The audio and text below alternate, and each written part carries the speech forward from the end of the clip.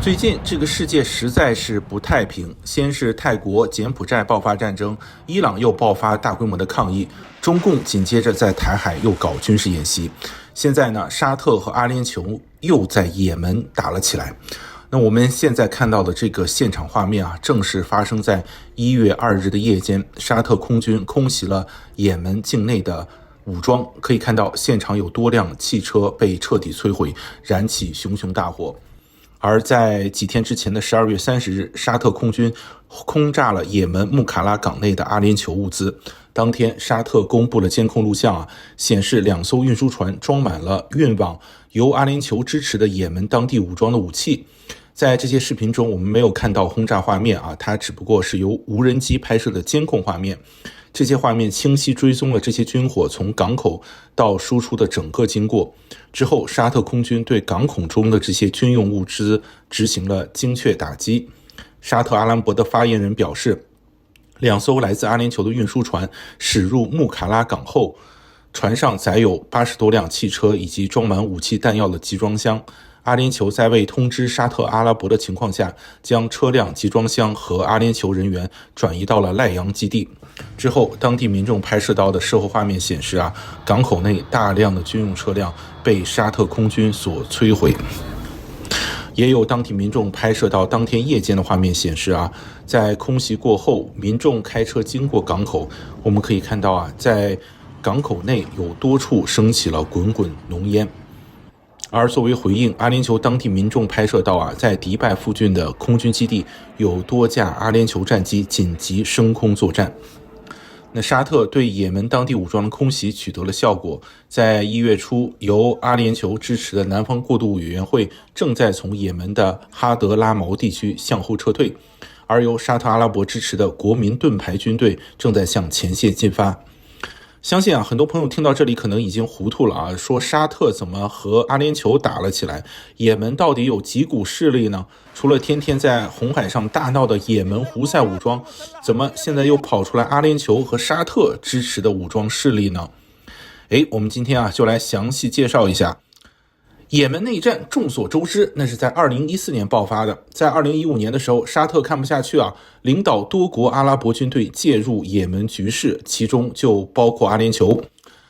我们来看一下2021年的也门地图，其中在也门的西北地区，特别是首都萨那地带是由绿色的胡塞武装所控制。那胡塞武装是由伊朗在背后支持的，在过去2年间经常向红海地区发射各种导弹，那罪魁祸首就是它了。而剩下我们看很多地区是红色的区域，这是由国际社会所承认的也门政府所控制的。也门政府在军事上主要是由沙特阿拉伯支持，但是您还可以看到在沿海地区，比如说南部最大港口亚丁港和东部港口穆卡拉，还有几片小的黄色区域，它们是由阿联酋支持的 STC 所控制。STC 它的中文名称叫做南方过渡委员会，他们成立于2017年。您看这也门的局势可是有意思算是标准的三国演义了，而且各国背后那都是有外国势力的。胡塞武装背后是伊朗，也门的合法政府背后是沙特，而南方过渡委员会背后支持的则是阿联酋。我们可以这么理解也门胡塞武装相当于三国时期的曹操实力最强。那也门合法政府相当于是刘备，名义上继承了汉朝的正统但是军事实力在三国中最弱。那南方过渡委员会相当于孙权。那一开始胡塞武装雄居北方，势力很强大，所以南方的孙权和刘备就要联合起来一起针对他。但是双方打仗打了10年，发现2个人合在一起最后也没有完全打过对方。这个时候有人就要动一些小心思了。我们知道在历史上孙权背骨派遣吕蒙白衣渡江偷袭荆州，造成关羽死亡，这也算是三国历史的经典了。那如今也是类似的情况，由阿联酋支持的南方委员会它的政治目标并不是统一整个也门，而是恢复南也门的控制权我们要简单介绍一下，其实在几十年前，也门是南北分裂的，北方是以萨那为中心单独的一个国家，就叫做北也门。他在历史上是受奥斯曼帝国所统治的，所以他的思想比较保守。那南部呢，叫做南也门，首都是在亚丁港。在历史上啊，它是由英国统治的，思想相对来说比较开明，所以南北也门它长期不属于一个体系，互相之间也都是看不惯的。所以啊，南方委员会的政治目标是我不管你胡塞武装了，我不管你北方地区了，我只要控制南部地区，成立南也门就可以了。那这个时候我的头号敌人那就不是北方的胡塞武装了，而是同在南方由沙特阿拉伯支持的也门合法政府。在过去几年时间南方委员会不断蚕食合法政府的地盘我们来看一下地图。到了22年的时候整个南部沿海地区从亚丁到穆卡拉基本都落入了南方委员会的控制之下。那局势其实一直持续到2025年的12月份都算是比较稳定的。但是在12月份，南方委员会突然向北方的也门政府军发起了突然袭击。我们现在看到的画面正是位于也门东部的哈德拉毛省，南方委员会的军队进入了当地的村庄和城镇。哈德拉毛省北面紧接着沙特，最南边就是穆卡拉港，被沙特认为关乎自己的国家安全。而在另外一段视频中出现的正是大量由阿联酋提供的军用车辆通过穆卡拉港进入也门，成为南方委员会武装力量的主力装备。视频中出现的是 Cougar LAMV 轻型装甲车，由阿联酋的 Stryker 集团制造。这种车是4×4防雷防伏击，车身看起来方方正正轮胎也很大，适合沙漠和城市作战。视频中还有阿联酋国产的 Spartan 装甲车，那这种车子更注重机动性，适合巡逻和快速作战。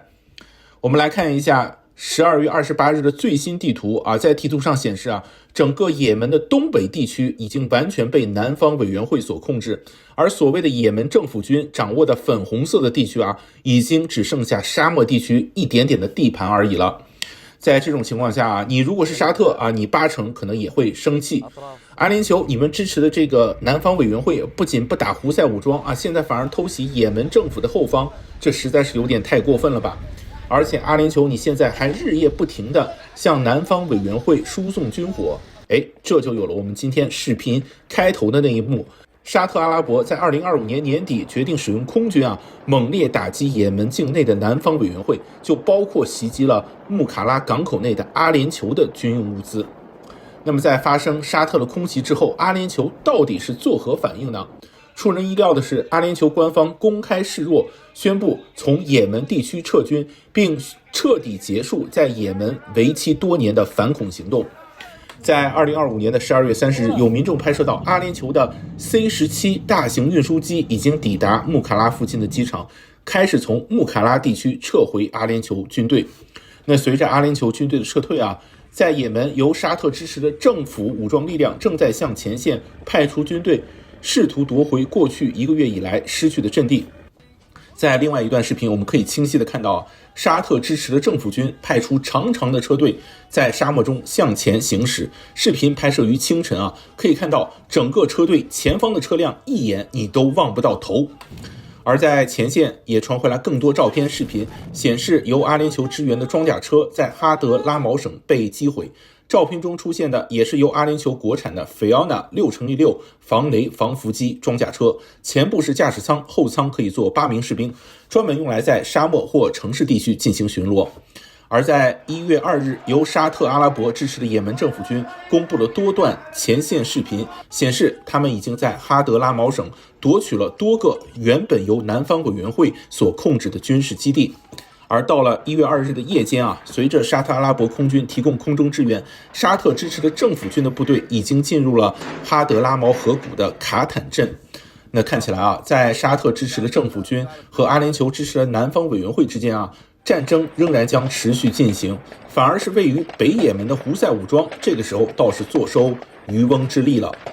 相信看完这期节目大家也都会明白，也门内战自2014年爆发以来已经进行了12年，还没有任何结束的迹象。因为也门国内至少有3大军事势力，除此之外呢，还有很多零星的武装。而在这3大军事势力背后每一个都有一个地区大国提供军事援助比如伊朗、沙特和阿联酋。